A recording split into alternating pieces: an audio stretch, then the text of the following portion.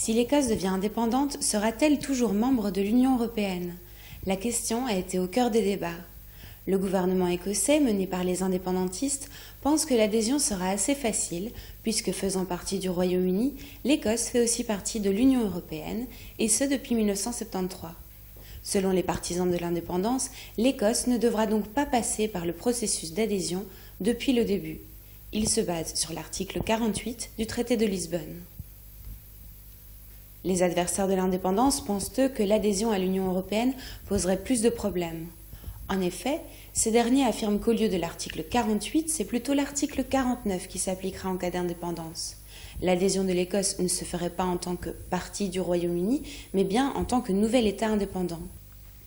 Pour en savoir plus sur le processus d'adhésion d'un nouvel État écossais et l'impact que l'indépendance aurait sur les autres mouvements indépendantistes en Europe, nous avons rencontré Charlie Jeffrey, professeur de sciences politiques à l'Université d'Édimbourg.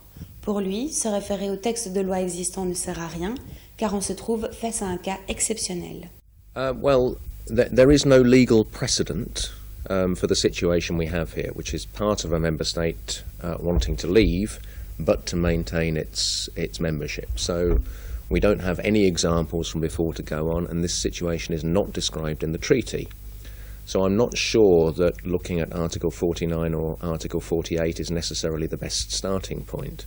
There is no legal precedent, so we don't know how to act in this circumstance. And I suspect the outcome would be, as it has been when the EU has encountered unique circumstances, that a political arrangement is made and then a legal framework follows, rather than thinking the legal framework is the starting point.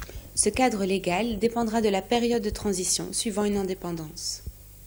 Scotland does vote yes.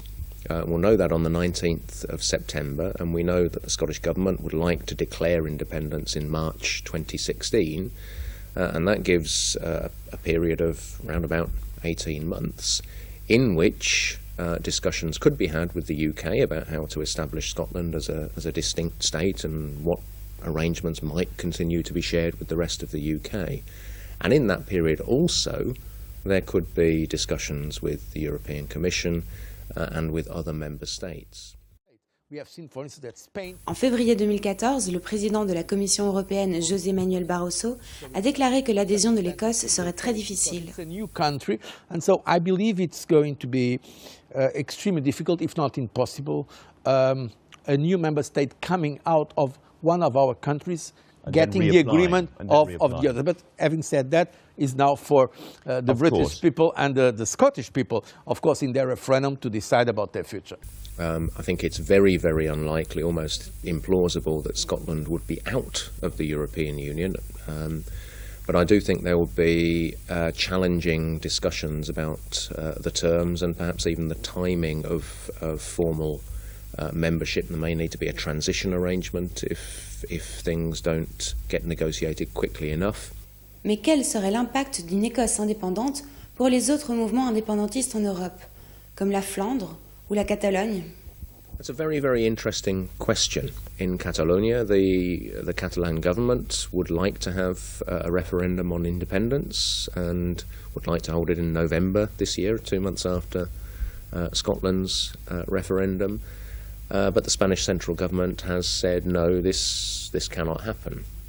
And therefore, the Spanish central government, which also thinks of the Basque country as well, is certainly very sensitive, certainly nervous about this situation in Scotland and the UK. I think what's important, and I think this is becoming recognised, is how unique the situation is in the UK. And there's one particular feature of uniqueness in that the UK government, the central government, has said, yes, you can have a referendum, and we will help you to have the legal certainty to hold it, and we will accept the outcome. Now that puts the Scottish situation in a very, very different place from the Catalan situation. L'Écosse est effectivement dans une situation particulière. La Catalogne veut elle aussi son référendum sur l'indépendance, mais Madrid s'y est opposé. Quant à la Flandre, si depuis peu la NVA, le parti séparatiste flamand, prône le confédéralisme, L'objectif final reste l'établissement d'une Flandre indépendante. Donc malgré la particularité de l'Écosse, il est certain que ce référendum sera observé avec attention par les autres régions indépendantistes en Europe.